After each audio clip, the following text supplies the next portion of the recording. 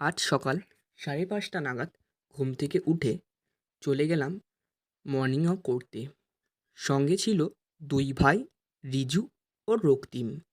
তারপরে আমরা ১ম মাকে দর্শন করে যাত্রা শুরু করলাম এবং পৌঁছেও গেলাম ইটিন্ডা ফেরিঘাট ইছামতি নদীর তীরে।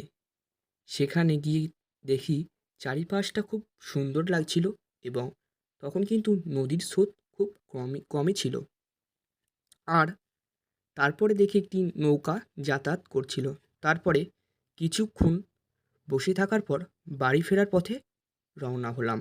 আর সেখান থেকে আমরা চলে যাই একটি ভাটায় এবং সেখানে গিয়ে কিছুক্ষণ দৌড়ালাম এবং ব্যায়াম করার পর আমরা বসেছিলাম। তখনই দেখতে পাই আকাশটাকে খুব সুন্দর লাগছিল এবং প্রাকৃতিক দৃশ্যটাও খুব সুন্দর ছিল। আর তারপরে কিছুক্ষণ পুশ আপ মারার পর ভিডিওটা শেষ করলাম। আজ এই পর্যন্তই। চ্যানেলটিকে সাবস্ক্রাইব এবং লাইক করে দিও প্লিজ।